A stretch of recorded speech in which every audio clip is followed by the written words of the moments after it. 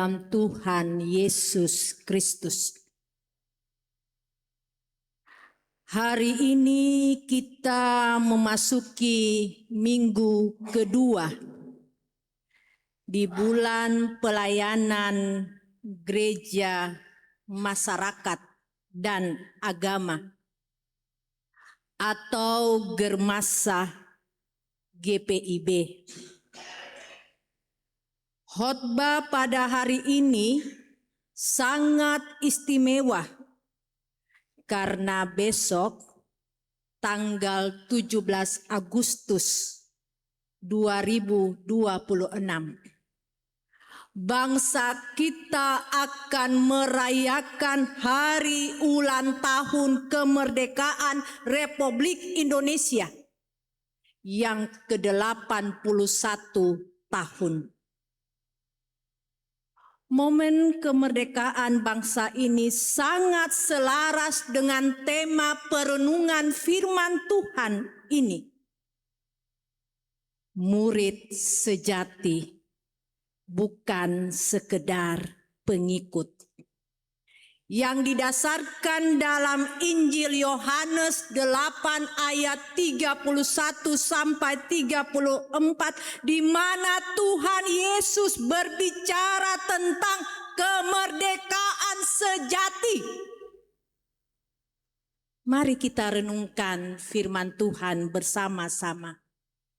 Yang pertama, beda pengikut dan murid. Tes kita hari ini dimulai dengan perkataan Yesus kepada orang-orang Yahudi yang telah percaya kepadanya. Jikalau kamu tetap dalam firman-Ku, kamu benar-benar adalah murid-Ku. Yohanes 8 ayat 31. Di zaman sekarang, kata pengikut atau follower sangat populer di media sosial. Menjadi follower itu mudah. Cukup tekan satu tombol dan kita bisa melihat aktivitas seseorang. Namun seseorang followers bisa kapan saja menekan unfollow jika sudah tidak suka. Tuhan Yesus tidak mencari followers atau sekedar simpatisan yang hanya datang bersorak-sorai saat ada mujizat pembagian roti, lalu pergi saat ajarannya terasa berat.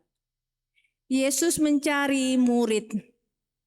Apa syarat menjadi murid sejati? Yesus berkata, tetap dalam firman-Ku. Tetap atau tinggal berarti memiliki ketekunan, konsistensi, dan komitmen hidup sehari-hari untuk menghidupi ajaran Kristus, bukan hanya mendengarkan pada hari Minggu. B.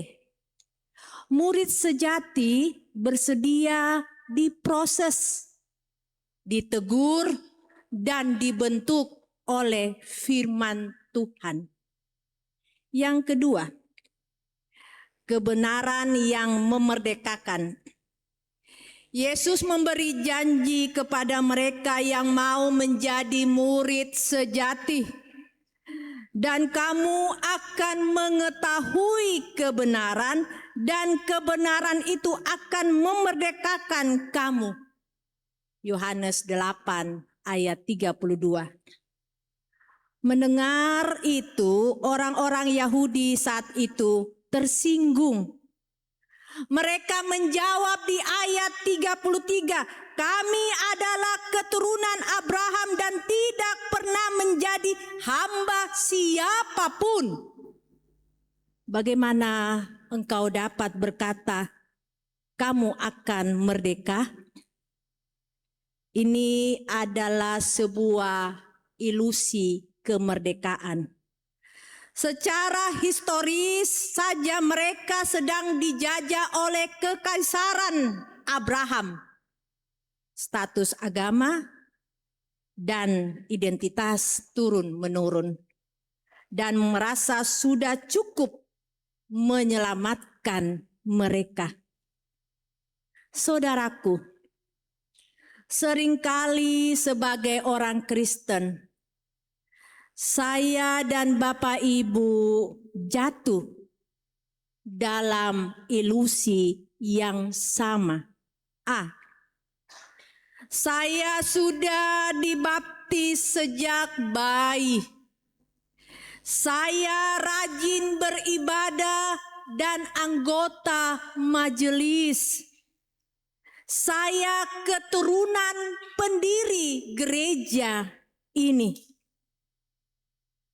Status ini baik, tetapi identitas agama lahiriah tidak otomatis membuat kita merdeka dari dosa.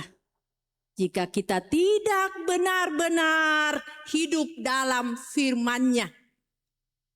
Yang ketiga, merdeka dari perbudakan dosa. Yesus menjawab dengan tegas dalam ayat 34 pembacaan kita terakhir. Aku berkata kepadamu, sesungguhnya setiap orang yang berbuat dosa adalah hamba dosa. Di sini inti teguran Yesus. Penjajahan yang paling mengerikan bukanlah penjajahan fisik oleh bangsa asing, melainkan penjajahan oleh dosa sendiri.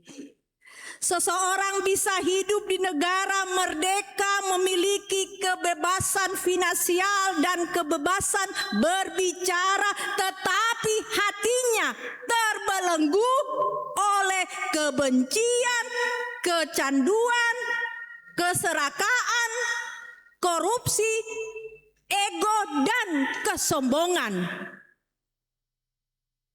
Jika saya dan Bapak Ibu mengaku pengikut Kristus, tetapi masih zaman hidup dalam praktek-praktek dosa, memelihara permusuhan dengan sesama, atau berlaku tidak adil kepada orang lain, maka sesungguhnya kita masih menjadi hamba dosa. Kita belum menjadi murid yang merdeka. Saudaraku yang terkasih, apakah panggilan kita di bulan Germasa melalui tes Yohanes pasal 8? Yang pertama, hadir membawa kemerdekaan sejati di tengah masyarakat. Besok kita merayakan kemerdekaan Indonesia sebagai murid Kristus yang hidup di tengah-tengah masyarakat yang majemuk. Saudara dan saya dipanggil untuk mengisi kemerdekaan bangsa ini dengan kebenaran Allah. Jika kebenaran memerdekakan kita, maka murid sejati tidak akan berkompromi dengan ketidakbenaran seperti korupsi, ketidakadilan hukum, penyebaran hoaks, dan intoleransi yang merusak tatanan masyarakat.